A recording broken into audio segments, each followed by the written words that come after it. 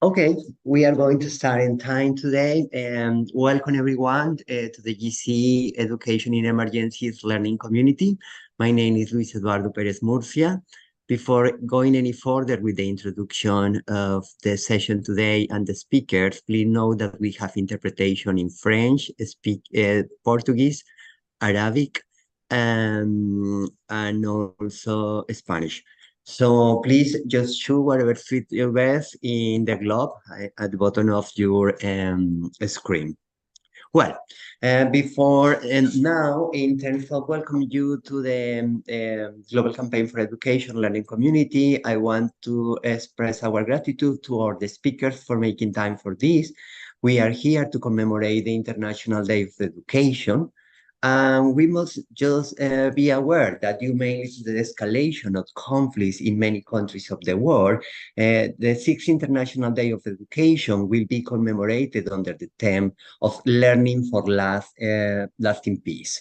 In this introduction, I just want to highlight that along with several important aspects, such as the full development of individual personality, the ability to speak freely in every different context, and the strengthening of respect for human rights, the search for peace is a fundamental element of the right to education. When you read the UN Convention in 1948, they explicitly address that the search for peace and peaceful conviviality among all nations, racial and religious groups are essential objectives of education. So we are not talking about something new. We are talking about something that has been very important in the way education is understood in our societies. And we need to highlight how education has become even more important due, as I already mentioned, the escalation of many conflicts. So today's session is an opportunity to really explore from different regions of the world the nexus between peace and education, whether and how peace and education can be working together in different contexts. What is the pivotal role of education for peace negotiations, for conviviality, and for peace maintenance in different places of the world? I am very pleased to have such a great group of speakers from all the regions of the Global Campaign for Education. And so they are here to share their knowledge, their experience, but also to address your questions, to hear your comments, and to engage in a conversation. This is what an education in emergencies learning community is about. As in every session, you are very welcome to open your micro at the end of the presentations and make comments and questions, raise your voice, and show and express your ideas freely. So the first speaker for today, after this short introduction, is Nelsie Lizarazo. She will be addressing the issue of the education and peace negotiations in the case of Latin America. Following Nelsie, we are going to have Katarina Popovic from the International Council for Adult Education, who will be doing the same approach, but in the context of the Balkan War, and perhaps broadly because of what is happening now in the context of Ukraine and Russia and in many other places. After that, we are going to have our colleagues from ASBAE, Susmita Chuduri and Chanta Kulatunje from the Coalition for Education Development in Sri Lanka. And after that, we are going to have one of our youth representatives, Sani Alausa Isa, from Brain Builder Youth Development Initiative in Nigeria. Last but not least, we are going to have the discussion about peace education and peace negotiations, the case of Nagorno-Karabakh.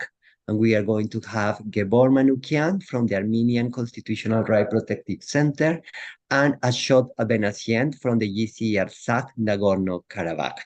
So thank you very much, everyone, for joining us today. And over to you, Nelsie. You have 10 minutes from now. Thank you.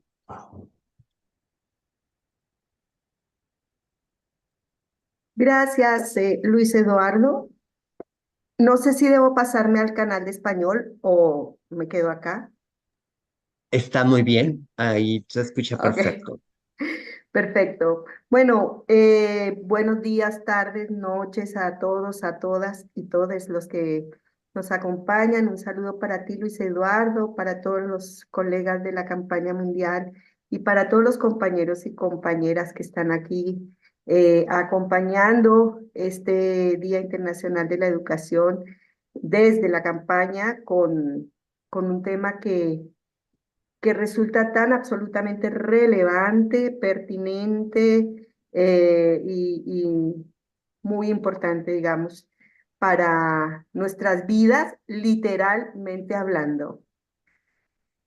Yo he preparado un pequeño relato para respetar el tiempo y lo voy a leer para ustedes. Lo he puesto Educación para la Paz y la No Violencia Activa. Me he permitido agregar la no violencia activa como elemento central y vinculado totalmente a la educación para la paz, y espero explicar en esta breve intervención por qué nos parece central. Nuestra América Latina y Caribe tiene, tristemente, una larga historia de dictaduras, conflictos armados, sometimientos, heridas, dolores y cicatrices que nos llegan al menos desde la cruenta conquista de nuestros territorios. Una historia compartida, claro, con casi todos los pueblos del mundo. Quizás por eso tendemos a pensar que la humanidad es por naturaleza violenta. Nosotros no creemos que sea así. Creemos que hemos aprendido a ser violentos y que podemos, por lo tanto, y debemos aprender a no serlo. Y como es un aprendizaje, tiene todo que ver con la educación. Voy a traer aquí solo dos hechos de nuestra historia más reciente que tal vez me permitan entregar algunas ideas sobre el qué, el cómo y el para qué de la educación para la paz y la no violencia activa. El primero es nuestra amada Guatemala, hoy tal vez viviendo un nuevo momento de su dura historia de los últimos 50 y más años. Firmó acuerdos de paz en el año 1996, hace casi 30 años. 12 acuerdos que pusieron fin al enfrentamiento armado, que establecieron mecanismos para la resolución no violenta de los conflictos, que establecieron el camino de los derechos humanos como clave de la democracia y también caminos para la reincorporación de los grupos armados y su integración a las dinámicas sociales, que establecieron la urgencia de cambios socioeconómicos y reforma agraria, que exigieron reglas democráticas y participación. Hoy, casi 30 años después, y a pesar de todos los avances, Guatemala no encuentra la paz, ni todos los acuerdos se han cumplido. Hoy, la discriminación, el aislamiento de comunidades rurales, la desigualdad y las brechas profundas de la sociedad guatemalteca, con niños ni niñas y grandes grupos de población sin acceso a servicios básicos, sin oportunidades educativas, son el signo de un país que, aunque no está en guerra, tampoco está en paz. Y es verdad que cegar las vidas humanas es la más alta expresión de violencia y que son las guerras y los genocidios a su vez la mayor expresión de esta violencia. Sin embargo, lo contrario no es verdad. Es decir, que cuando se callan las armas, los pueblos no necesariamente encontramos la paz, porque las múltiples violencias continúan. Concentración de la riqueza y su otra cara, la pobreza, racismo y toda clase de discriminaciones, inequidades, exclusiones de grandes grupos de población, ausencia de oportunidades para construir proyectos de vida, desprecio de la vida humana, violencias basadas en género con todos sus rostros y también nuestras propias violencias internas, tampoco atendidas en las aulas, en las familias, por nosotras y nosotros. Voy ahora a Colombia. Los acuerdos de paz de La Habana, firmados en 2016, mencionan 27 veces educación y 12 veces pedagogía. El informe de la Comisión de la Verdad hace recomendaciones específicas en torno a un trabajo pedagógico alrededor de 3 énfasis. El primero es la formación ciudadana, educación en derechos humanos y memoria. El segundo, la propuesta de una acción pedagógica amplia sobre la educación para la paz, la historia reciente del país y el desarrollo del pensamiento crítico e histórico. Y el tercero, la promoción de la paz, la reconciliación y las habilidades socioemocionales y ciudadanas. En cada uno de esos ejes, el informe de la Comisión de la Verdad propone acciones muy concretas. Por ejemplo, en formación ciudadana, educación en derechos humanos y memoria propone superar la estigmatización de grupos y comunidades étnicas, reconocer los impactos diferenciales del conflicto armado contra las mujeres y superar la discriminación por razones de género, integrar en los programas y acciones del Ministerio de Educación los informes de esclarecimiento histórico producidos por los grupos de memoria histórica y el Centro Nacional de Memoria Histórica, integrar en sus programas y acciones la capacitación en resolución no violenta de conflictos y en competencias de mediación. Sin duda, se trata de recomendaciones clave y también, tanto en Colombia como en Guatemala, se avanza en ello. No siempre al ritmo que la realidad demanda, pero se avanza. Sin embargo, las fuerzas oscuras parecen estar avanzando más velozmente. Las guerras y conflictos nos asedian por distintos rincones del planeta y parecen no tener fin. El miedo, el horror, el terror nos devastan, nos encierran, nos arrinconan. Los negocios de la guerra, el narcotráfico, las múltiples violencias parecen avanzar sin freno. Son útiles a este sistema de acumulación sin límites, depredador e inhumano. El presidente Noboa de Ecuador acaba de decir en Naciones Unidas que para él lo más importante es un país sin violencia, o sea, sin bandas delincuenciales y narcotráfico. Por eso el ejército está en las calles, hay detenciones arbitrarias, las cárceles están llenas. Claramente a él y a su élite empresarial y financiera no les interesa acordarse de que si llegamos a este punto fue porque las otras violencias no se han atendido. Como bien lo dijo Cristina Kirchner, expresidenta de la Argentina, donde no hay Estado, entra el narco. Así que la educación para la paz y la no violencia activa no son terreno únicamente de las instituciones educativas y de nuestros docentes, también víctimas de diversos tipos de violencia. Son asunto de familias, iglesias, periodistas y comunicadores, organizaciones y colectivos, instituciones públicas y privadas, todos y todas con mucha frecuencia reproductores de múltiples violencias. Quiero concluir con un texto precioso escrito por mi colega Javier Tolcachier en el artículo llamado La luz mala, que les recomiendo leer. No hay noche más oscura que la que precede al amanecer, reza una metáfora muy conocida, cuyo significado es sembrar la esperanza en tiempos difíciles. Por su parte, la oftalmología explica que en la oscuridad la dilatación de la pupila es vital para que llegue más luminosidad a la retina. La historia, por último, enseña que las utopías, poco razonables o lógicas cuando las aguas están calmas, son las que terminan prevaleciendo en tiempos de inestabilidad. Así hay que poder mirar los destellos de luces incipientes que no ocupan el centro del escenario. Aunque parezcan esfuerzos inútiles condenados al fracaso inmediato, son esos fulgores el antecedente de los potentes faros que iluminarán el futuro. Esas lumbres indican hoy la necesidad de dejar atrás una cultura exclusivamente materialista e invertir esfuerzos en la exploración y desarrollo de la interioridad humana. Un despertar de la conciencia, un salto similar al que la humanidad experimentó con el manejo del fuego, con el avance de las ciencias, en la inspiración artística o con la elevación espiritual, debe acompañar todo esfuerzo paralelo para lograr condiciones de vida digna para toda la especie. No alcanzaremos la igualdad de oportunidades, no alcanzaremos la paz, no alcanzaremos la no violencia si seguimos creyendo en los valores que este sistema nos ha enseñado. Es que seguimos creyendo en el dinero, en la competencia, en la superioridad de unos seres humanos sobre otros seres humanos, de unos pueblos sobre otros pueblos. Es tiempo de vibrar más alto y acometer una revolución integral con profundo sentido humanista que rechace toda forma de violencia y discriminación y alumbre un nuevo sentido de la vida que tenga como ejes de conducta la coherencia entre el pensar, el sentir, el actuar y una irrestricta solidaridad.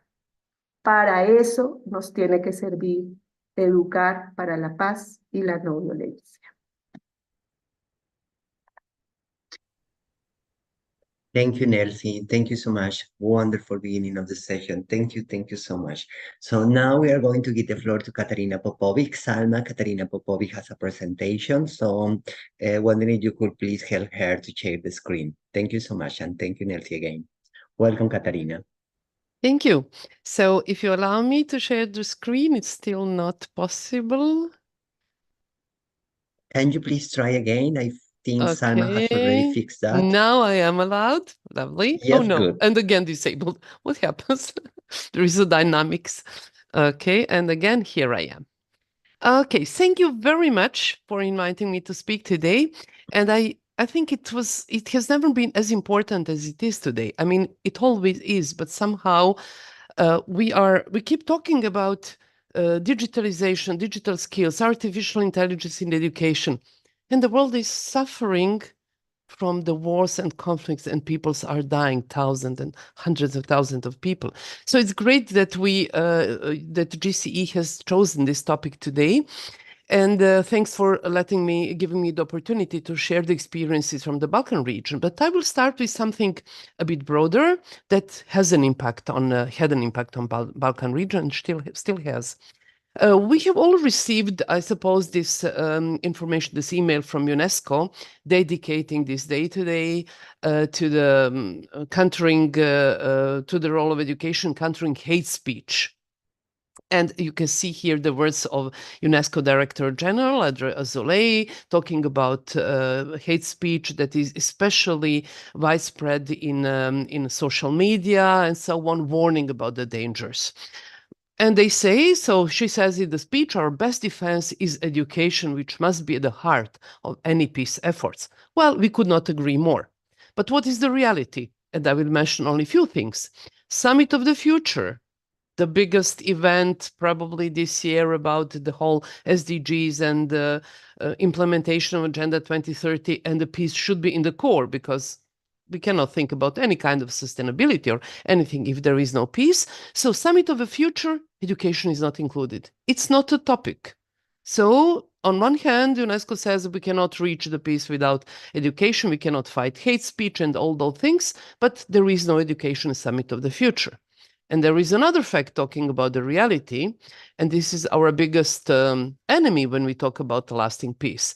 And this is the fact that war is the best business. And look at the facts. Military expenditure 2022. Why 22, not 23? The data are still not ready for 23. Researchers are talking about that. Over 2 trillion US dollars in 2022. Try to write down this amount. How many zeros? And I'm not just, making up the data. This is an estimation of a serious organization. This is CIPRI from Sweden, Institute for Peace in Sweden. And they give exactly data. You can even go for the details. For example, how much increase is that, which countries contribute. You can see here United States, China, Russia, India, and Saudi Arabia. And there are figures, so the exact figure is 2,240 billions, which is more than 2 trillion dollars a year. So how can we talk about peace? What can we do about the peace? And I believe so Global Campaign for Education, in invitation for this seminar, said two very important things that I would like to highlight. First one, the search for peace is not the main topic on the conflict resolution agenda. So yes, we talk about it in some niches on the margins, but conflict resolution agenda simply ignores really lasting efforts for peace and the role of education in it. And very important, and it has to do with the Balkan region, double standards of governments that enrich themselves with the sale of weapons while sharing rhetorical speeches about the peace and calling against hate speech and these kind of things. So we see clearly hypocrisy. And this hypocrisy is something that had an impact also on the Balkan region. Now I'm coming to the Balkan region, and I'm talking about the war in Yugoslavia, 91 until 95, and the tensions also until 2000. And I will give only, because the time is short, only two examples of the peace movement. The one is the movement Women in Black. And you can see here just a few photos from the actions, peaceful, completely peaceful. They would just prepare the posters and stand on the streets, in the squares, on the main square in Belgrade. Still, that was irritating very much, although those who were deeply involved in warmongering. But they are lasting, and still they are here today. They were very much hated, especially in the beginning of 90s when war was very much, I also dare to say supported also, but some international efforts, because, well, great opportunity to show who's in charge in Europe, who has the main role in geopolitical sense in Europe. And of course, to test some weapons, and nationalists and chauvinists in the countries, in the region. So you can imagine how unpopular a group of peaceful women was. And we know that during the war, this retraditionalization and repatrialization of the society is usually very strong, because the role of the woman is, to give birth to the heroes and those who will defend the country, and not to fight for the peace. But they were very small group, but very strong one, a powerful voice among all those who were fighting and hoping for the lasting peace. The other one is a very popular movement called Resistance, which is here you see some of the graphical presentation. I was part of this movement, and many of us who were fighting for peace and were included in a peace movement, we were included in their actions. The book you see here in the title, I'm not sure, I think there is even an English version, a model, a muster for a revolution. Now it's been, the colleagues who were leading this movement, they are teaching it in some European universities, how to fight for peace in a non-violent way. There were plenty of different actions, all of them peaceful, trying to educate people. And here you can see some of them. For example, some discussions with the police. Well, we were trying to teach them by some text from Aristotle about the peace and democracy. Did not really work very well, but still. With the music, with, for example, presenting Serbia as a prison, that's the action that you can see here, some performances, some street theaters, some public lectures. So this was kind of a non-formal education, but, well, probably the best one, because formal education was completely controlled by the government, nationalist government, so we could not do it in a formal sector, education sector, but in a non and informal. And there are other actions. You can see here a pot by a pot, because we would make noise every evening when there are news, I mean, state governmentally controlled news, we would make a noise on the balconies. Well, I destroyed all my pots at that time, but still. And also through different methods of nonviolent fight. So what have we done in adult education? Also until the 95, but even more until the Dayton was signed, the peace agreement was signed. Still, Serbia was under the control of the regime that was the warmongering, pretty much. So what we did is we organized plenty of, again, more in the non-formal education, of the workshops, seminars. We did a lot to raise awareness about the importance of peace, to confront people with the consequences of what happened, and to teach about peace, tolerance, and democracy. At the same time, we did it with the local population in Serbia, but also with all the others in the region. There was a strong cooperation of adult education actors. We did the meetings, exchanges, study visit, but not only teaching about the peace, but teaching about other things, but showing them that we have so much in common. Showing that we all have nationalist government, and they are pushing us to the war, and they are militarizing the countries, and that's what we have in common. And it was quite successful, I would say. We also did this through using different methods, indirectly. That's what I say, teaching peace and democracy indirectly, not only by teaching about that, but using democratic methods, interactive methods, and so on. So there was a lot of very intensive adult education work. Also after 2000, after Serbia became a democratic country, still we need to work on reconciliation and to make sure that the peace is lasting. What worked at the end? Well, I would be proud to say that our efforts worked. No, they did not. They contributed. But as a matter of fact, what really worked to the peace is the fact that European countries and USA, or the global north, I should say, they stopped protecting and supporting the nationalist governments, the autocrats on the Balkans. Now I'm coming back to my first two slides about their interest to enrich themselves, to gain the control of the region, influence and impact of different kinds. So it's more about politics, geopolitics, and the business. When they couldn't use the autocrats anymore, they stopped supporting them, and we could finally also contribute to this, and through the civil society and peace movement contribute to that. So at the end of this process, so what happens, and that's what we should keep in mind when we see militarization of other countries, when we see the wars. Yugoslav wars left population heavily armed and wounded. That's what will happen in Ukraine. That's what happened in all the conflicts. Once the conflict is over, it's not over. There is still some military spirit. There is still a lot of arms, and there is a kind of some military. People get used to kind of military atmosphere. We now have militarization of the region. Again, we have an authoritarian government, an autocrat, who is supported by most of the European countries and USA. We have geopolitical games over the power, not being concerned about consequences for the peace. We have repeating of the mistakes, especially the way the developed countries and global north is treating the region. And one of the biggest mistakes that is repeating, that would be my main message. We cannot treat peace independent of developing democracy and working on justice. That's what Nelsie also said. It's about justice. It's about relationship between rich and poor people and countries, rich and poor. So we cannot do the rhetorics on peace and support autocrats and forget about class issues, about economic issues, and this global architecture of power. This still has a huge impact on Balkans.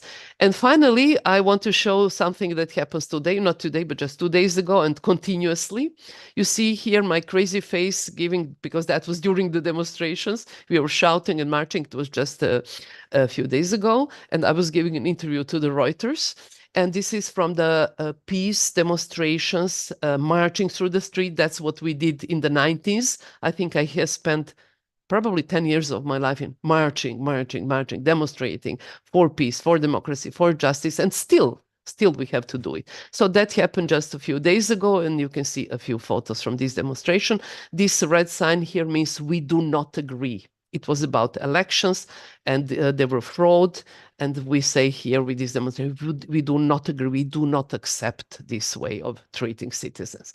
So what is needed for the lasting peace? First, much more financing.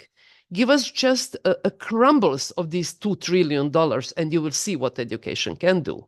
And then working parallel on peace, justice, and democracy, and prioritize peace not only in the rhetorics, but also in the actions.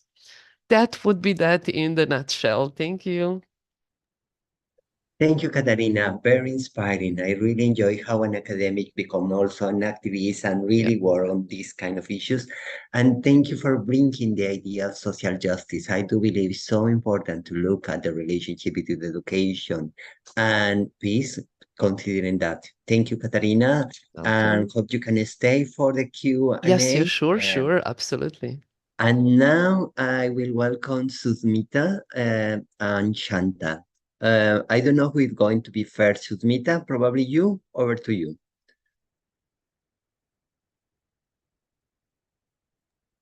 Thank you very I much. see the presentation. Yeah. Thank you very much, Luis. And we have 10 minutes, we know, and I would take 5 minutes and then the rest 5 minutes, my colleague Shanta. So firstly, thank you very much for giving me the opportunity to speak on the role of education to promote and maintain peace in the Asia Pacific region. And my presentation will be a summarized version of the Asia Pacific context in terms of crisis, and then 3 examples from our region where education has has worked in a way to bring in peace or try to promote peace and maintain peace in the region. So I would start with the Asia Pacific region. As you all know, that it is the home of the majority of the world's population, and it has a diverse range of religion, ethnicities, political structure, caste system, and of course the geography. And the history says that the Asia Pacific has always been very turbulent, always devastated by war and conflict.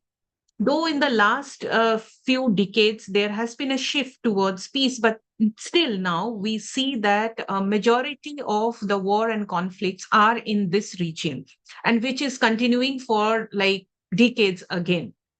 For example, Afghanistan, for example, Myanmar, and some of the countries where there are constant, in small pockets, it is happening.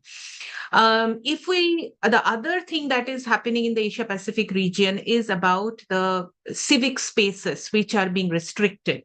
The civil society's freedom are being violated. So if we look into the top 10 violations of the civic freedom that is happening, that we have tried to bring together, is on harassment, of course, the political detention of human rights defenders, journalists, censorship, attack on journalists, and of course, the other thing, very important, is the restrictive laws. When we talk about the restrictive laws, I will refer to Katrina's presentation and refer to when she talked about out of the biggest expenditure on military areas, we see two of the countries out of those five biggest one are in Asia. One is China and another is India. And both the countries have some of very harsh restrictive legislation. For example, in China, we know what is happening with the human rights defenders, and they are being detained and prosecuted for some vaguely worded offenses. In India, I don't know where to start and where to end. There are national security and anti-terror laws that are being systematically used against human rights defenders. They are being put into jail without bail for detention. They're detained and on baseless charges. Cambodia is another country where we also see like incitement laws systematically used against the activists. Myanmar, I have like an example on Myanmar, what is happening over there. If we look, this slide talks about like what is the crisis in Asia Pacific region, and you can see like here I have listed down few of the countries, but I think it's all over. In some places it is like huge, and some places in pockets. In North Korea, we don't know what happens there or what kind of things happen. But the places where we work, where ASPE is working, like Philippines, in Afghanistan, which is in war for the last 30 years, in Bangladesh, which is having difficulties with the Rohingya refugees, a huge influx of refugees. In India, the Kashmir dispute is going on for like ages, and plus there is a religious kind of extremism that is coming from a particular religion now in the country. We also have conflict in Papua, Myanmar conflict, and of course the Sri Lankan economic crisis, which my colleague Shanta will be talking more. So I will now provide in nutshell 3 examples. Like from Bangladesh, we know that the Rohingya, which is a Muslim majority ethnic groups, and they have been inhabiting in Myanmar for several years, but suddenly they have been asked to like leave the country, and they lost their citizenship for one strike of an act by the Myanmar government, and they have all become suddenly stateless. And not suddenly, actually, it is like from 1949 it has started, but now it has increased a lot. So as of 2022 September, we see like more than 900,000 Rohingya refugees are registered in Bangladesh. These are registered ones, and we don't know how many are unregistered already there who are residing in those pockets or in those designated areas of the government of Bangladesh. And not only in Bangladesh, these refugees are also coming to different other nearby countries like India and Indonesia and others.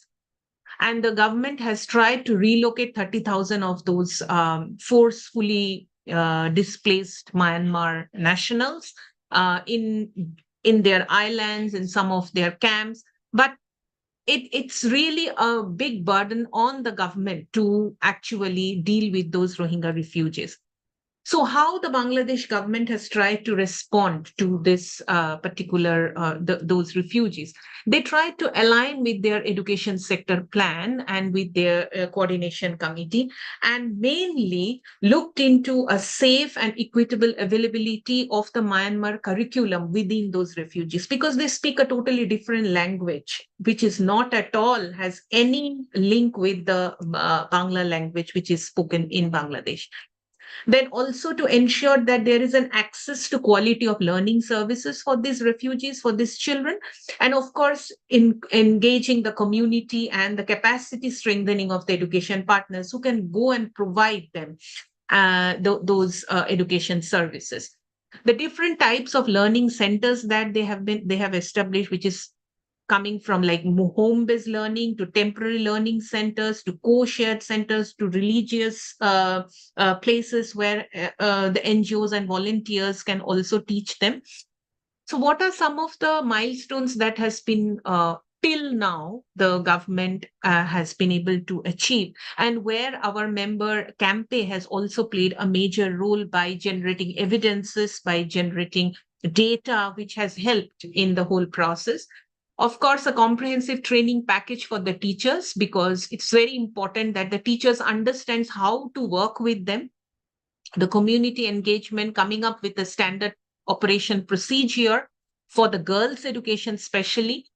Joint response plan has been developed, a constant effort for resource mobilization from within and outside the country, reviewing the education sector plan, and of course, creating awareness among the stakeholders about these age cohorts, which includes like the early childhood, the youth, and the adolescents.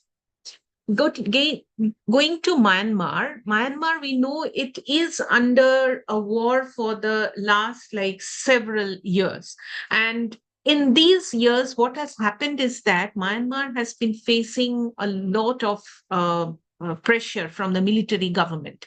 And what is happening that there is an unprecedented levels of armed conflict and a humanitarian crisis, which is leading the Myanmar nationals to flee the country. Not only the Rohingyas, but also others who are who are like known as the Myanmar nationals by the government, but who are protesting against this government. They are forced to go leave the country, or they are detained or behind the jail, or they are being beaten up, and etc.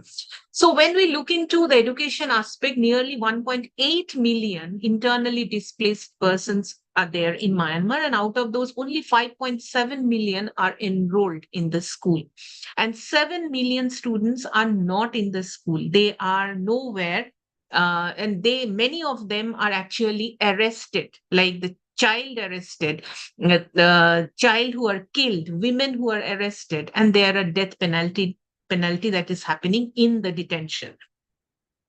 How Myanmar is responding, and not the government, but here the community-based organizations and also the NGOs who are operating from outside, and some of the international organizations, is through community-based schools that are being established, alternative education provision, education in those IDP camps, contextualized curriculum, which is relevant to the conflict situation, and of course, the teachers' training.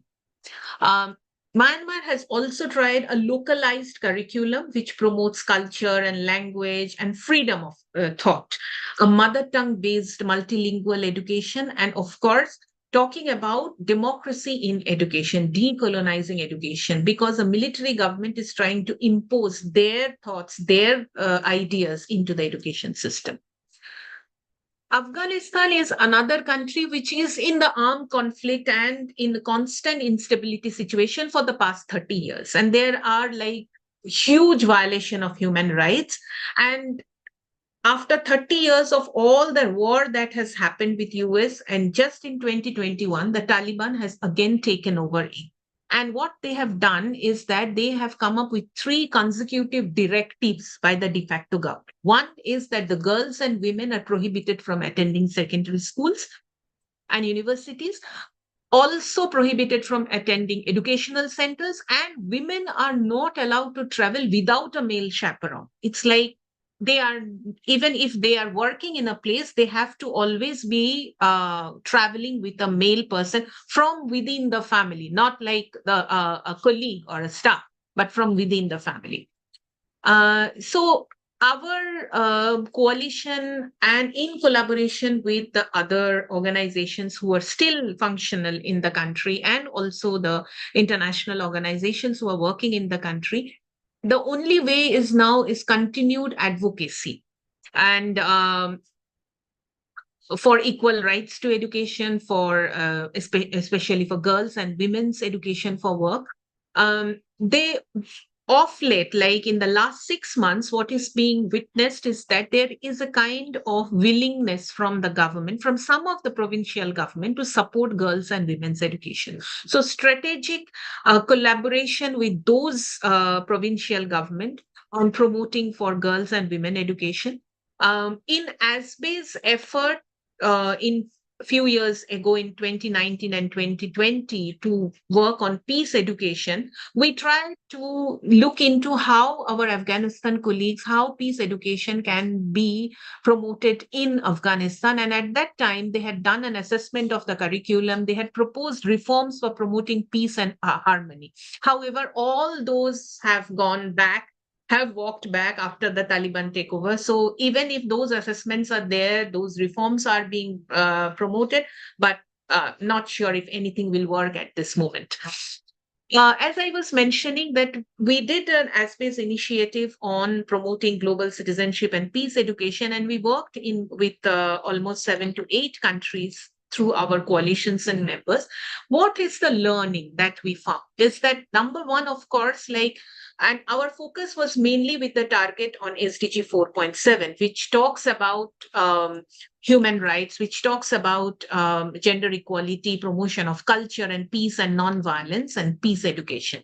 So one is, of course, the capacity building of the teachers to understand what exactly we mean on peace education, and it has to be contextualized because every country's conflict are so different.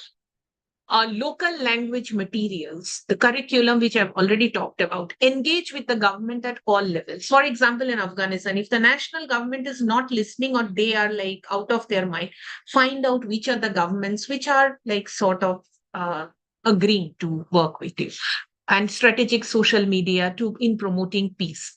We also looked into that there are different SDG platforms where we have to bring our advocacy in the regional and the global platforms. So engaging in these regional global platforms, engaging and looking into how SDG 4.7 is connected with the other SDGs, which are related to partnership, which are related to peace and rule of law. And of course, adequate financing. I will end my presentation with this last slide. I'm sure you already know about this UNESCO recommendation on education for peace and human rights and international understanding, which is supposed to be adopted last year in 2023 by the 194 states. And what are the main areas here is it talks about how education can support lasting peace, wide range of education, covers wide range of education, different levels of education. However, as we know, like all the UN recommendations, this is non-binding. So what we plan to take over use this as a call to action, as an advocacy tool, as an benchmarking tool. So I will end my presentation over here, and maybe there can be questions later on. Thank you, Luis. Thank you, Sumita. Thank you so much. So now over to you, Chanta.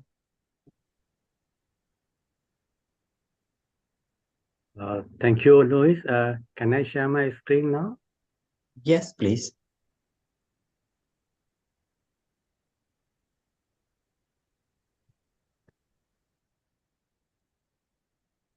I think you can see my screen. No, not yet.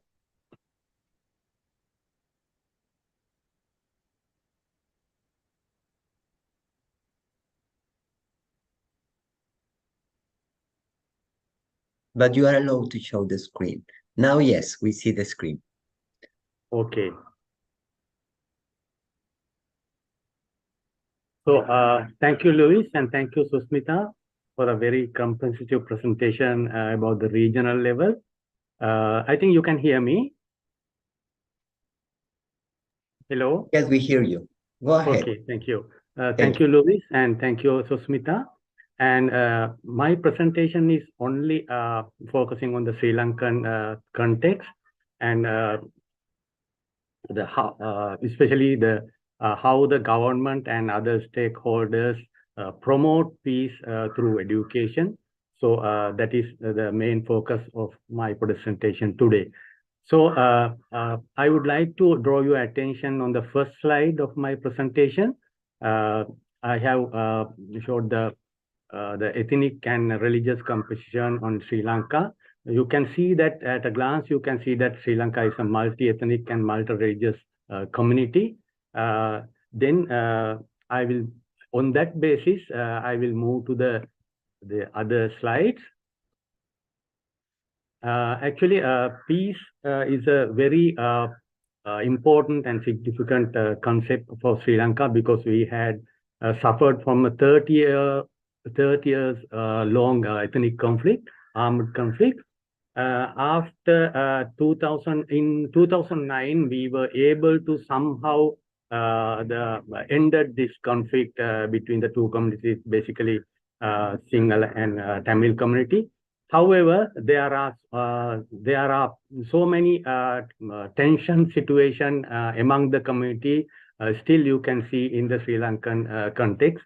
For an example, you can, I think you remember that we had a Easter Sunday attack on 2019 that killed more than 400 people on the who attending to the church ceremonies.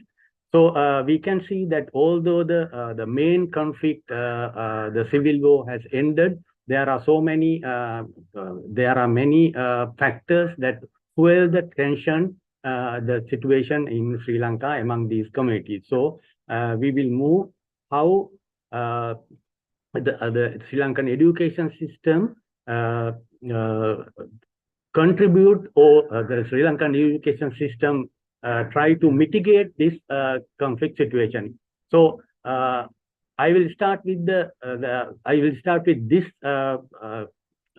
statement. Some of the factors that trigger the ethnic tension are enrooted in the education system because the Sri Lankan education system is established by the British colony rulers. So this is governments under the colonial area. So in that period, they have established educational institutes to teach their in English language. In parallel to that, the Sinhala community leaders, they started Sinhala schools, Sinhala medium schools to educate their Sinhala community students. So in today's context, you can see in the Sri Lankan education system, you can see Sinhala schools, Tamil schools, Muslim schools, Christian schools, and Catholic schools. So this kind of situation actually limit the interaction about these main communities, because Sinhala people going to the Sinhala school and Tamil students go to the Tamil schools, and the Christian schools and the Muslim religious, they are going to the Muslim community. They are basically going to the Muslim community. So you can see some kind of the enrooted conditions have been made in our education system. In addition to that, there are some challenges when we are going to reform the education curriculum, national education curriculum, because most of the time the religious and cultural factors, these leaders influence negatively to reform this kind of curriculum reforms. So that impact is also there. And in the Sri Lankan education system, these days, the Sri Lankan education system is highly criticized. It is as a highly exam-based, curriculum-based education system, exam-centered education system, and all the students in a very big competition to achieve the education goals, but they are not focused on the other areas that you can learn from education, like gender equality, disaster management, global citizenship. Those kind of social cohesion, those kind of concepts are not adequately emphasized in our education system because of the high competitive examinations system. So I will move to the other side because I have very limited time period. This is in this slide I have indicated the initiatives for to promote peace education through the general education system, because in Sri Lanka the dominant role is played by the government on the public education system, because 95% of the school students are enrolled in the public education system. So these are some of the strategies and actions that the government has introduced to promote peace through our education system. So one of the significant step is I can mention that national policy framework they have introduced in 2008 to promote education for peace and social cohesion. So some of the this is a very good policy framework. It has several aspects and several thematic areas. They have proposed action plans to be implemented to implement in the school system. So this is the basic document to promote peace and reconciliation through our public education system. And in our national education goals, they have emphasized social cohesion and national integrity and unity in our to achieve from our education goals. So we have 7 education goals. The first one is the first goal is emphasizing the social cohesion and unity through our education system. So that is also I think that is also important fact. And thirdly, they have set up special units for peace and reconciliation education in the Ministry of Education. So they are monitoring and guiding the school system in this process. And we have made some curriculum reforms as well, although there are some resistance from some of the religious and social groups. So they have removed the sensitive content that trigger the ethnic tension about between the communities. If you, for an example, in some syllabus, some subjects, they have identified, they have talked about the heroes and enemies, which aligning with our main ethnic groups, because in the ancient times there were some fightings between the Sinhala and Tamil community. So when you teach a subject like history, they have identified some kings and something as enemies and heroes. And when you are teaching this kind of text to in a classroom, so it triggers the ethnic tension between the two communities, especially the Tamil and Muslim, Tamil and Sinhala community. So in addition to that, we have the opportunity to learn a second language at the primary level. For an example, up to grade 10, you have the opportunity, you have the option to learn a second language. In that way, the Sinhala student, they can learn Tamil, and Tamil student, they can learn Sinhala in their school. So that is one of the important initiatives by the government. And in addition to that, earlier I mentioned that our school system is basically divided on the ethnic and religious factors. But in the recent, they have established a cluster school. It is called cluster schools that accommodates students from all the three communities. That is I think that can be mentioned as a very good initiative by the government. So you can promote ethnic harmony. They have the chance to integrate with the students from the other communities in these schools. And in addition to that, we have a national language policy. So if you, especially for the public servants, if they want to get the promotion from in their job career, so they have to learn either Sinhala, for the Sinhala public servant, they have to learn Tamil, and the Tamil public servant, they have to learn, they have to get the qualification of Sinhala to go to the higher levels of their career. So those are the strategies that the government has been taken to promote peace through education.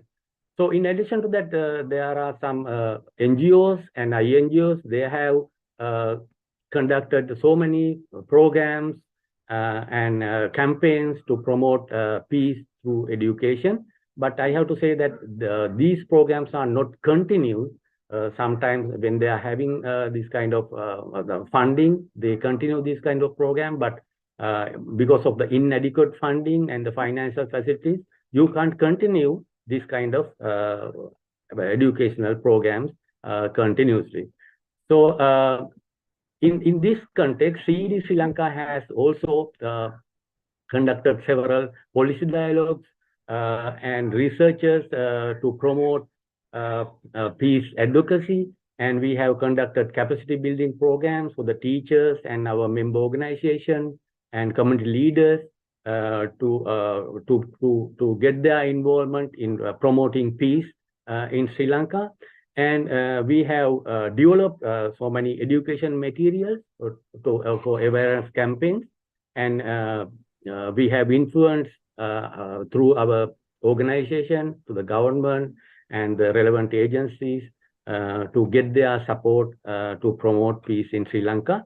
In addition to that, we had conducted several programs with support of SBA to promote SDG fields, SDG in Sri Lanka. In this, we have trained several people, and we have conducted several campaigns, and we have made full of effort to promote peace in Sri Lanka, especially through our education measurement. So, sorry, Chanta, to interrupt you because I know this is important, but the time is over. Yeah, okay. So I have to conclude my presentation right now because of the limited time frame. So thank you very much for giving me this opportunity, and thank you, all of you. Thank you very much. Thank you. So now, please stop sharing your screen. And now over to you, Sunny, you have 10 minutes.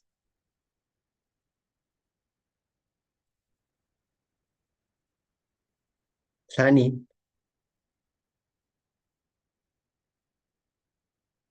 All right, thank you very much.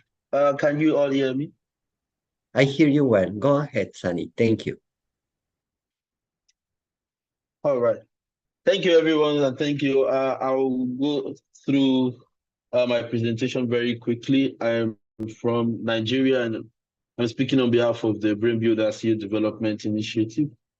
And I'm going to be looking at the place of education in ensuring peace in Nigeria. But before I go through our recommendations and some of the conversations that we have here, I'd like to give you a brief overview of some of the issues that we encounter that may be a problem in establishing peace in Nigeria. So first, Nigeria is a multi-religious and multi-ethnic country. We have over 250 ethnic groups.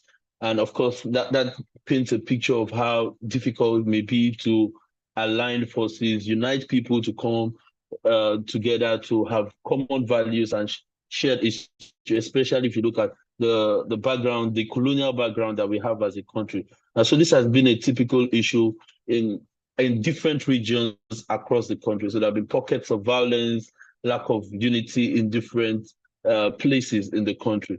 Another big issue that has caused the lack of peace in many areas of cost violence is economic inequalities and poverty. That, or at some point, Nigeria was described as the poverty capital of the world, which is sad.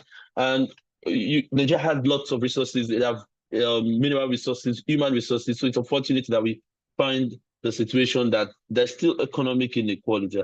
And this is one of the key drivers of violence in the country, because for people that don't have access, they have alternative means to get these things that they believe would liberate them economically. So these are some of the issues that affect the establishment of peace in the country. We also have political factors. During an election, we see a recurrent issue of electoral violence, and it is often fueled by power and, of course, the resources that politicians try to get. And in most cases, they use young people to perpetrate some of this violence that goes through in the country. So in the last decade, around the early 2000s, we also saw the insurgency terrorism coming up, especially in the northern part of the country. Groups like Boko Haram and some of the splinter factions have been responsible for significant violence. But one of the downside of that is that it affected education in these regions. I think we had a report on that with the GCE, where we examined the issues around education, rebuilding, and how a lot of funding is required to get people back. And the after effect of this violence is that for many people that have gone through it, many of them are likely to come back through that same system and continue to perpetrate such criminalities. And this has been a cause for concern in the country. So from poverty, the multi-ethnic nature of the country, resource allocation, and sometimes just recently we had some devastating attacks during the Christmas period in Nigeria, around, I'm trying to remember that state now, Plateau State. And the attack was more of something that involved land dispute, settlers and natives are fighting over land, and it was a devastating attack. Over 100 of people were killed in that attack. And these are some of the issues that we continue to see in Nigeria.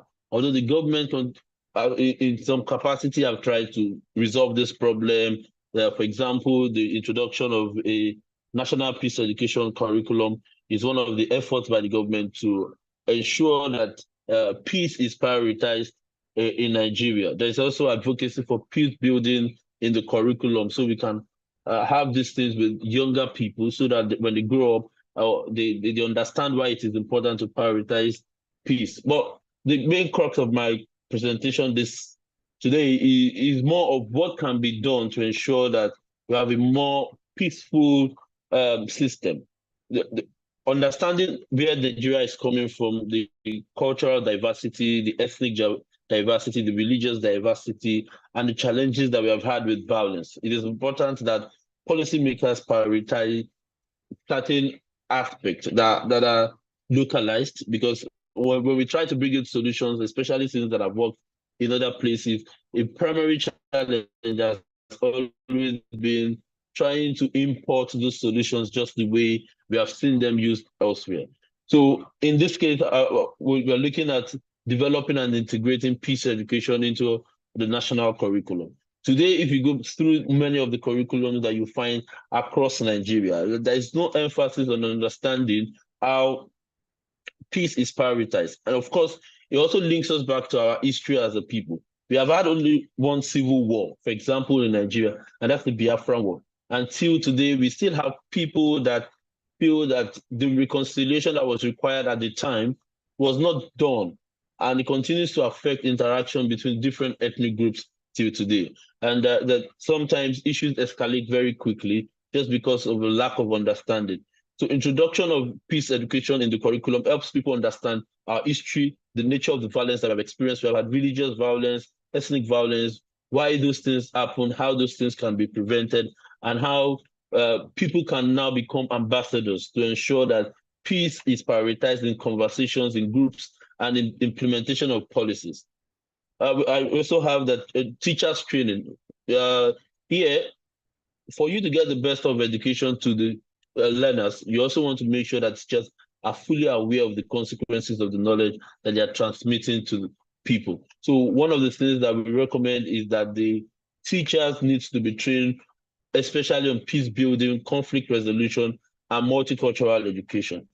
These are key ingredients, especially because, as I said earlier, the nature of our country requires that at every level, we understand the context and the implications of the lessons that are taught. One other thing that beyond the formal schooling is the encouraging community education, where people understand that they have to come together and effect changes that focus on solving problems and prioritizing peace and meeting disputes among communities. So these are some of the recommendations that we've had in the past, and we have also pitched to the government. So it also establishes that for us to get the kind of results that we need, education is a priority, because for many people that we will find are participating, for example, in insurgency or terrorism, when you check out the number of out of school children, Nigeria has the highest in the world. About 20 million children are still out of school. Of course, the reason for that is because of a number of factors: resource allocation, violence. But a way education can bridge that gap is that when you provide reasonable and suitable alternatives to people that are likely to go into terrorism, it ensures that they don't go into it at all. So education can offer an alternative narrative to external extremist ideologies, because many of these violence are driven by extremist ideology. So by promoting critical thinking and problem-solving skills, for example, you can help individuals to evaluate this extremist propaganda, understand why it is not good for the country, and also resist radicalization. This is a good place for education to combat terrorism. Also, I mentioned the cases of violence during election, where politicians try to use young people to perpetuate violence just to get power. So when you have a young generation of people that are well educated and understand the implications of such action, it helps you, it makes them better equipped to make informed decisions and also resist such political manipulation. I also mentioned the issue of land disputes, which we currently saw recently. And that's one of the causes is because of the lack of education. When people understand the limits, the guiding principles of land ownership, it makes it easier for them to follow due process, even when they have disagreement, even when they have issues with allocation, for example. So these are some of the ways education can help support and promote peace in Nigeria. So overall, we are championing education, at least at the primary level, ensuring that including curriculums that are inclusive, that promote peace, civic education, peace building, conflict resolution, from a very tender age, allows the young people to grow into understanding the implications of violence and the necessity of peace building activities. This will help us prevent issues like ethnic violence, the terrorism that we have seen, and all of that. So these are some of the things that we are looking forward to, and we are championing on this day of the International Day of Education. I hope that my presentation captures the entirety of what I intend to do. I'm working with the time here now. Thank you very much, Lewis. You did, Sunny. Thank you very much. Thank you very much for joining us and sharing your ideas. Now, I will want to give the floor to Ashot and Geborg. Over to you. You have 10 minutes. Thank you, Geborg. Welcome. Hello, everyone. Thank you very much, Luis. And I'm sorry that I had a technical problem and have to use Ashot's computer. I thank you, Secretariat, and you, Luis, for this event and for invitation. Frankly, I don't see a reason to congratulate ourselves on this occasion because such tragedies have happened to hundreds of thousands of our beneficiaries, to students, teachers, and schools, universities, colleges, and kindergartens. And the genocide and crimes against humanity are continuing right now. So there is nothing to congratulate each other, but we ought to inspire and encourage our colleagues all over the world, and especially in Palestine, Artsakh, Ukraine, etc. International Day of Education is an occasion to discuss the reasons of this inhuman and immoral situation in which the whole mankind has appeared, and ways how overcome the situation. Some reasons are obvious: racism, xenophobia, including anti-Semitism, Islamophobia, Armenophobia. But attention should be paid to the fact that xenophobia and hatred flourish in countries and societies where certain educational systems are operating. It is time to distinguish education from anti-education. In one of such anti-educational systems in Azerbaijan, even in kindergartens, children are learning that killing Armenians is heroism. And an example is Azerbaijani military officer Safarov, who axed the sleeping Armenian officer in Budapest, where both were participating in a seminar.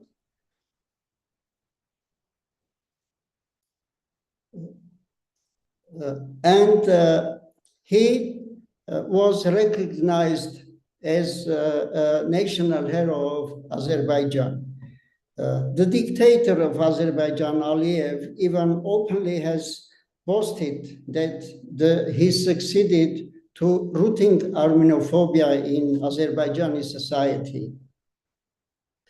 During the recent decades, a very dangerous trend is observed to throw humanity back to the age of lawlessness, wildness, and barbarism. Dictatorial regimes and some so-called civilized countries just declare opposing them parties and organizations as terrorists, and thus give green light to kill them without any trial. But nobody has the right to kill even the worst criminal or terrorist without proper investigation and legally formed court. During the last World Assembly, the Armenian coalition proposed to accept peace education as a strategic priority. And I am happy that briefing paper on peace education will be discussed in the forthcoming board meeting. Peace education is not just learning pacifist ideas and making efforts to build peace among fighting countries. I want to present the vision of Armenian coalition on peace education. Some short theoretical and philosophical theses. There are 4 theses. Peace on the globe can be only universal. Peace cannot be isolated in a country, a region, or a continent. The second is that the world can achieve universal peace only if justice rules there.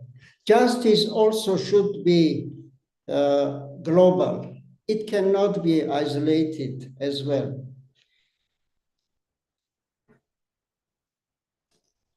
Justice can be only global, and global justice is precondition for the universal peace.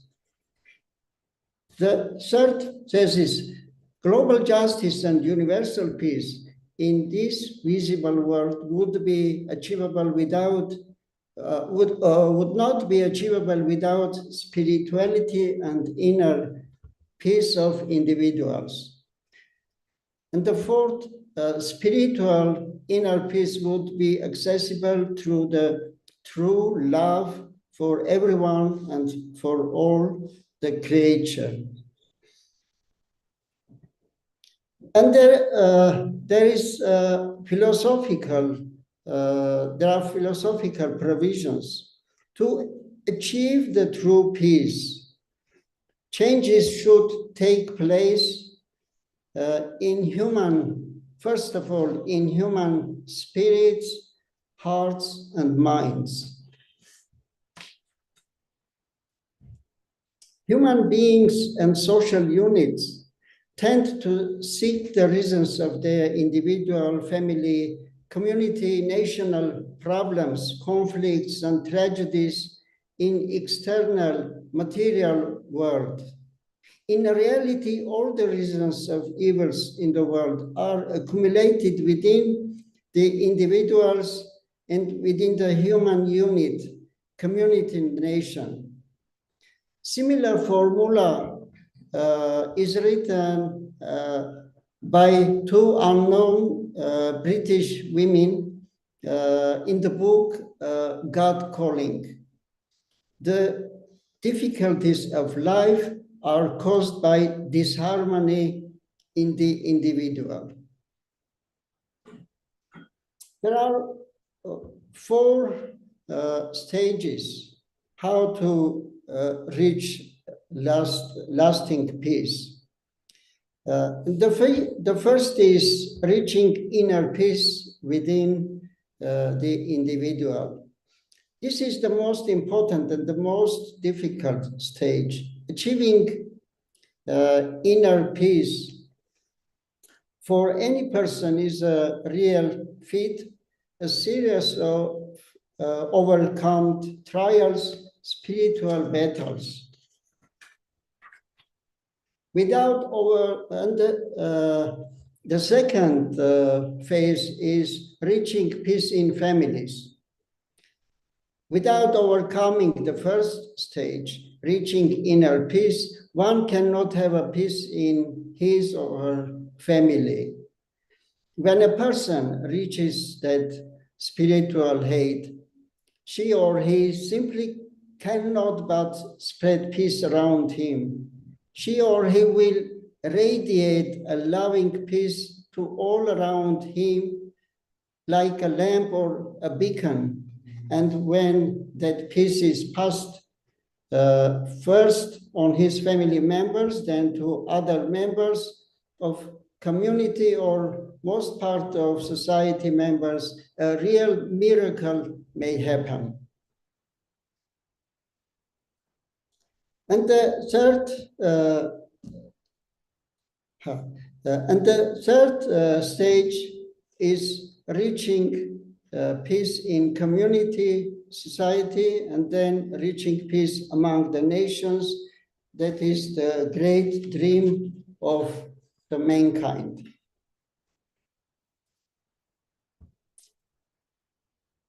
And of course, peace and love education, this theory, this philosophy is very hard and very slow, this mechanism to reach peace. But it is quite stable and constant way to reach lasting peace. So this is what I have prepared to present. And I want now to pass the voice to Mr. Ashok Avanesyan, representative of GC Artsakh coalition. As you know, Artsakh Republic was occupied 4 months ago, and the whole population, 120,000 people, were forcibly displaced. But the coalition, Artsakh coalition, is continuing acting in Armenia, and now I'm pleased to ask Ashok to speak as he has prepared a short presentation. He will speak through help of translator. Please, Ashok. Thank you, Gabor, and thanks, Ashok. Over to you.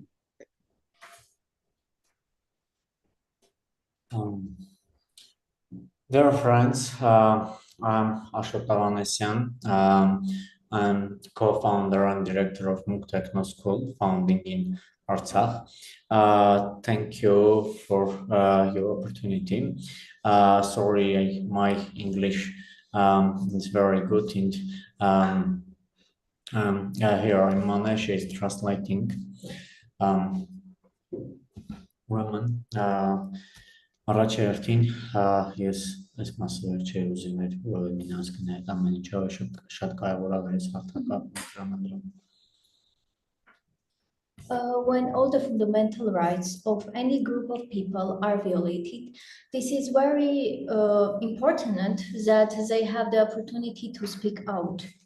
So I have seen myself, and what I have been through in the last 2 years is something I would not want anyone in the world to see or feel. In ամսվա ընթացքում բոլոր հիմնարար իրավունքներից ցավոքսոտի զրկված են ամբողջ Արցախում եւ ստիպված հետո տարհանան For 9 months, in the entire country was staring people's rights to education, treatment, movement, or living were violated. 9 ամսվա ընթացքում բոլոր հիմնական իրավունքներից զրկված են քրալ բուժվելու, տեղաշարժվելու, վարելիքի, կրթվելու եւ մնացած հիմնարարներից եւ այդ ամբողջ ընթացքում Ադրբեջանը շարունակալ է ագրեսիան կրակելով դպրոցների իրա, մանկապարտեզների իրա եւ այլն For the 9 months, with no food, medicine, or fuel of any kind arrived in Artsakh. In this time, they were continued to shoot from all types of weapons at the school and kindergartens that in populated areas of Artsakh. It is very important to note that all schools, universities, and colleges in Artsakh continued to function throughout the entire period of blockade. Եվ Ադրբեջանը հարձակվելուց հետո ամսի 19 սեպտեմբերի բոլոր երեխաների այդ պահին թեկուզ առանց սնունդ եւ այլն գտնվան դպրոցներում եւ ամբողջ օրվա ընթացքում ծնողներն չեն կարողացել եւ հետո շատերի հետ գրացած չեն ճարել So when Azerbaijan attacked Nagorno-Karabakh on the morning of September 19, all our children were at the school, at universities, and all the institutions. So many parents could not find each other, could not find their children, and unfortunately, many never found each other. Եվ այս ընթացքում բլոկադայի եւ վերջնական Արցախի հայաթափման արդյունքում 217-ից ավել դպրոց, 4 համալսարան, 4 քոլեջ, 30 ինժեներական լաբորատորիա, 3 թումո ցենտր, 2 տեխնո դպրոց եւ 10-ից ավելի IT տեխնոլոգիական կենտրոններ, 60 մանկապարտեզներ, 100-ից ավել կրթական եւ Cultur նշանակություն ունեցող օբյեկտներ այլևս գործում չեն, ոչնչացվել են կամ գործում չեն։ During the occupation of Artsakh, 270 schools, 4 universities, 4 colleges, 30 engineering laboratories, 2 more creative technology centers, 2 technical schools, more than 10 IT training centers, 62 kindergartens, 100 of educational, cultural, spiritual institutions were destroyed or just closed. Աշխանտի մենակ արցախցիներին չի իհարկե վերաբերվում եւ շատ կարեւոր է որպեսզի մենք խոսենք խնդիրներից եւ թույլ չտանք հետագայում այդ ամեն ինչը շարունակվի։ These problems concern not only the people of Artsakh. It is very unfortunate that some countries in the 21st century cannot can commit genocide and violate the fundamental rights of children and people with empathy.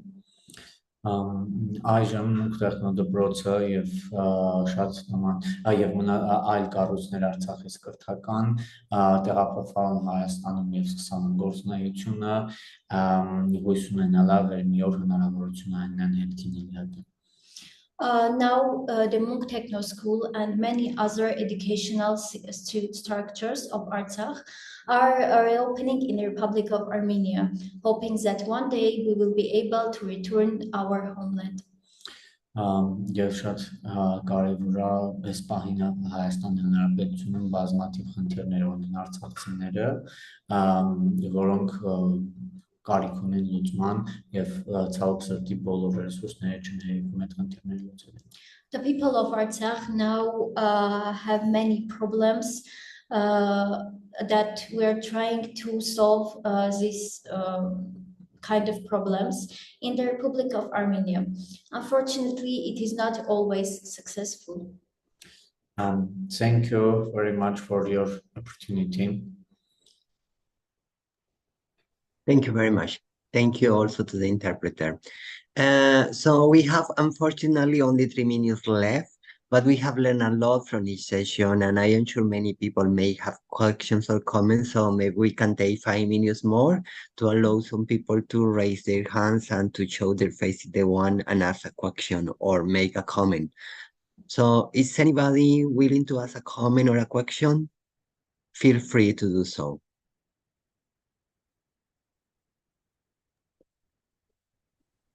Okay, I'll start. Oh no, there is Okay, Enamul Enamul, first. please go ahead and welcome to the session.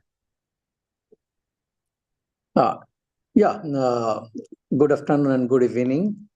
It is nice joining the meeting, and we learned a lot about how conflict is affecting the rights of the children who are in conflict situation. And we'd like to urge the national governments to address the issue aligned with the human rights obligation, as well as incorporate special program under their education sector plan so that the people in adversity has full potential to realize, has the right to realize their full potential. So particularly, I work in the Asia Pacific region. We can see there are many conflicts which are recognized by the government, and there are many conflicts which is yet to be recognized, but we can see that conflicts. So both recognized and unrecognized conflicts needs to be addressed to realize the right to education. And there is no way government can deny the right of the citizen or right of the people, irrespective of the territory, national territory. All children and young adults and adults have right to education. Thank you. Thank you, Enamul. So I was wondering if any of the speakers want to take a minute to share final thoughts before closing the session. Everyone is welcome. Okay, I'll use the opportunity with a short message or a summary for us in education.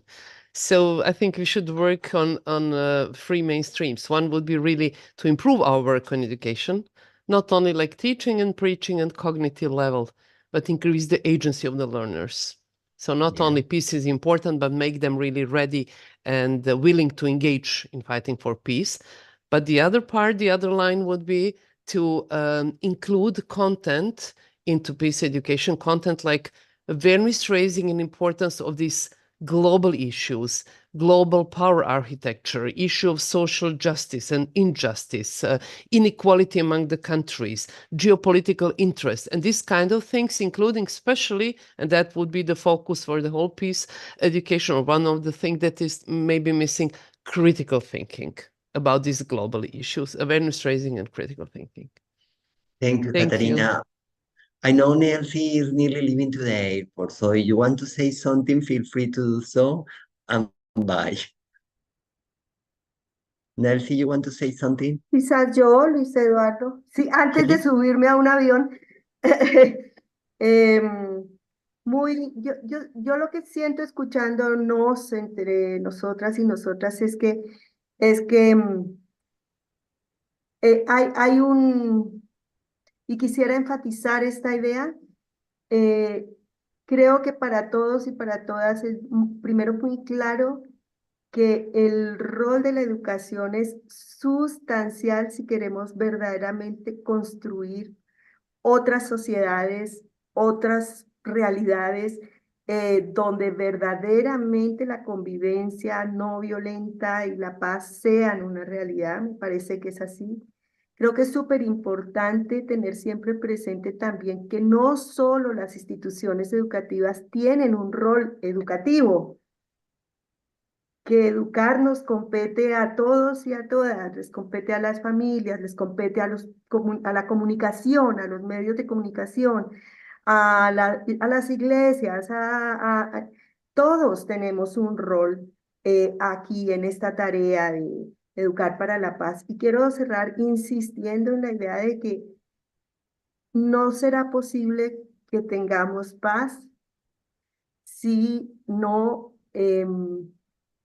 si no dejamos de creer en los valores de un sistema que es depredador, que es acumulador, que es patriarcal, que es injusto y que promueve desigualdades.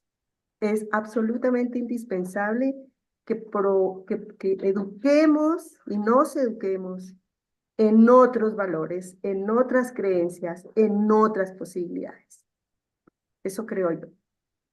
Gracias, Nancy. Gracias por esperar hasta el final. Buen Adiós, viaje. Un adiós. abrazo. Over to you, Sumita. You want to add something? Please go ahead. Yeah, thank you, Luis. I know there is no time, but just want to add one point that when we see so much of state-sponsored terrorism happening in and around and limited, restricted civic spaces and hate speech, so much of hatred coming up, I think it's also important that we come up with a counter speech, counter narrative, and that has to be built into our curriculum, because we know curriculum that are so gender biased, so biased, like my colleague from Azerbaijan, he was mentioning about how it is preaching that these particular communities not is to be hated in there. So counter narrative in the curriculum, in the whole education system, in teachers training and everywhere. So that's the only point that I want to make. But thank you so much for giving this opportunity. Thank you, Sumita. To be fair, Sunny, do you want to share something, a final thought? Same for Ashod and Gebor and Shanta. Just you want to add something other than that? Thank you very much all for making time for this. It's wonderful to learn from all you all, and hope to see you in the next Education in Emergencies Learning community. Thanks for the important work you are doing and for sharing it with us. So goodbye and see you next session. Bye-bye.